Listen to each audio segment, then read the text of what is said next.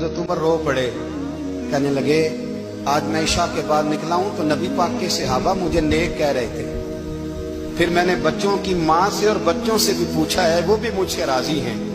पर उजाफा, तेरे साथ नबी पाक राज की बातें करते थे, सच बता कहीं उमर का नाम मुनाफिकों में शामिल तो नहीं? सच बता, उन मुनाफिकीन में तो शामिल नहीं, कहीं ऊपर ऊपर से तो नहीं सारा कुछ? हजरत उजाफा बिन यमान कहते हैं, मैं बाप के मरने पे इतना नहीं रोया जितना उमर के सवाल पे रोया। मैं कदमों में बैठ गया, मैंने कहा नहीं उमर, ये तो मैंने नहीं सुना, लेकिन ये मैंने नबी पाक से जरूर सुना है कि मेरे बाद अगर कोई नबी होता तो उमर इब्ने खत्ताब होता।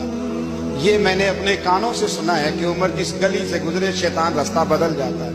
ये मैंने अपने कानों से सुना है कि 950 साल हजरत जिब्रील जनाब उमर की शान बयान करे तो फिर भी बयान नहीं हो सकता। ये मैंने जरूर